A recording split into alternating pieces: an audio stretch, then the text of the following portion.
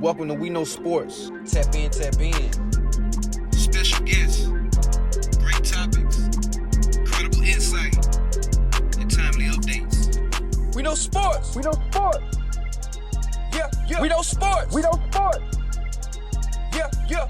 Don't forget to smash that like button. Hit that notification. Like, share, comment, subscribe to the channel. You are now tuned in. We Know Sports. We know sports. All right, so moving on to the Big Ten.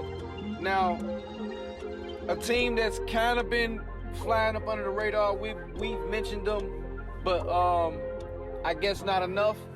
Penn State, they creeping on up. Another big win. This is a good team. They're gonna battle it out with Michigan and Ohio State. You've made that clear in the earlier episode. So let's talk about Penn State. Penn State's good on both sides of the ball. They beat a number 24 Iowa team who had, at the time, the best defense in the country. Iowa had the best defense in the country? Yeah, points per game allowed. Wow. They got shut out in the whiteout. Happy Valley had a whiteout, Penn State's home stadium. Right.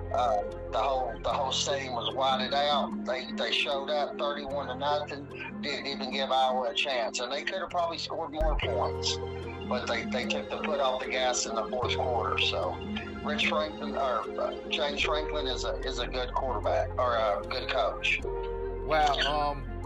To shut out Iowa, and for them to be ranked far as defensively, and to shut them out, I think that's pretty good.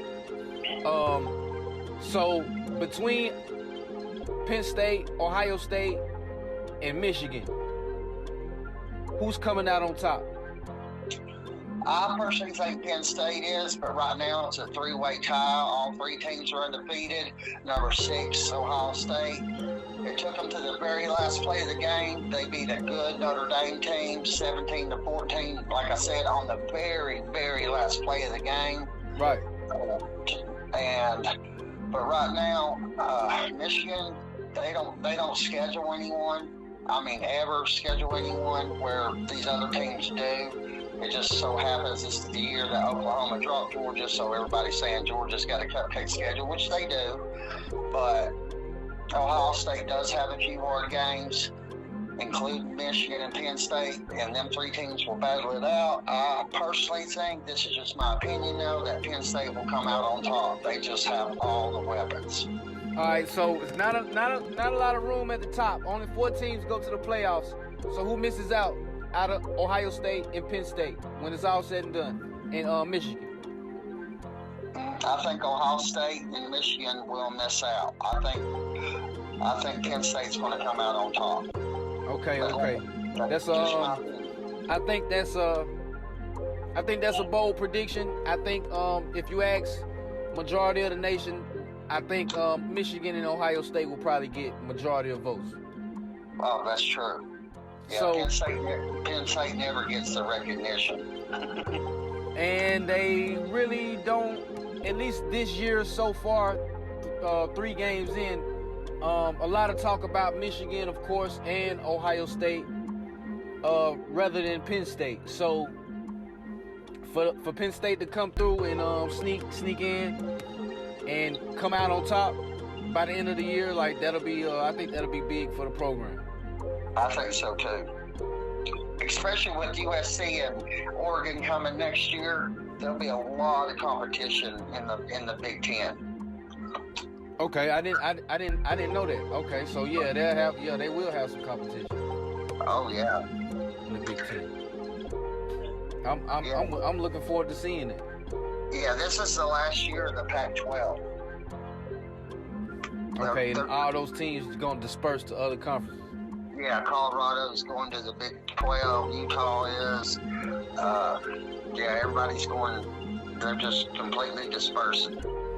Okay. So let's go into the SEC a little bit. Georgia still reigns at the top.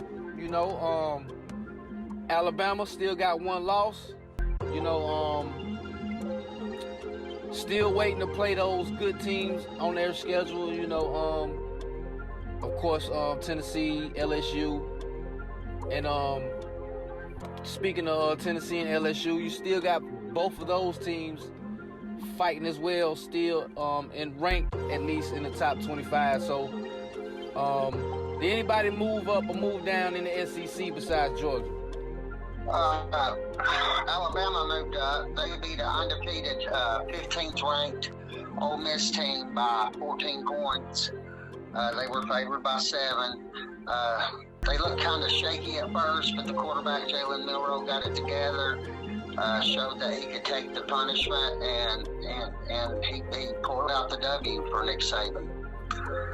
Now, we already stated that they usually don't have a QB situation going on, but they seem to do this year. Like you said, they pulled it off this week, but in that SEC, that's one thing they got to be consistent and solid is that QB. Do you see them slipping up somewhere along the way in their schedule, Alabama, due to the quarterback? Due to the quarterback, he looked pretty solid this week, but I think the winner of the Alabama-LSU game is who will win the West and play Georgia for the SEC championship and then move on to the playoffs. Right now, I'm thinking LSU has the better weapons because Jalen Milroe, he did an okay job this week. Like I said, he did get the W, but he doesn't look like he has that extra, where he's a top tier quarterback. Right. It's far from that. All right, so these have to be like freshman, sophomore, not a lot of experienced quarterbacks for them to have some type of. Because I don't see them having a veteran or let's say a junior, senior quarterback on a team, and then but you having this situation going on. No, these are just guys that's waited their turn. It's finally their turn, and I don't know if it's because they had to wait so long that they're not ready, or they're just not that guy overall. Alabama has historically always had that guy. Tua stepped up, Jalen stepped up. Right. They've always had Mac Jones. They've always had somebody in that spot, and this year, I just don't think they have it. I think they'll lose to LSU, and LSU plays Georgia again for the SEC title. Okay. Let's talk about Tennessee for just a second. They pulled out the win this week. They're still ranked. Do you still believe Tennessee is the most important or most competitive game Georgia's going to face on the schedule thus far? Tennessee and Ole Miss. Even though Ole Miss lost this weekend, I think they'll come into Athens and give Georgia somewhat of a game. But Georgia always steps up, adjust to whatever skill level is coming into town. I think Georgia. Honestly, I don't think Georgia's going to have a problem until the SEC title game, and that's when they'll meet their first real game. Will they have a close game? Will they have a nail biter? Will they have a game that goes to the fourth last play? No, we won't have none of those. So you confident in Georgia? Yeah. I'm not saying that because it's my team. I know Kirby's smart, and I've seen this team play. Whatever we need to do, that's what we'll do. Tennessee does play South Carolina this week, and like I said, I think Shane Rattler is the best quarterback in the SEC. Tennessee's favored by 11. I don't know if they'll cover that 11 because Shane comes out, he's a gunner. So we'll see how that plays out. All right. Now, give me a player to watch that's popped out on the screen. Don't matter what conference, don't matter what school he comes from. Give me a player to watch. A player to watch this week. Jordan Travis for Florida State. Okay. They were down 10 points to Clemson twice. You know, they hadn't beat Clemson since 2013.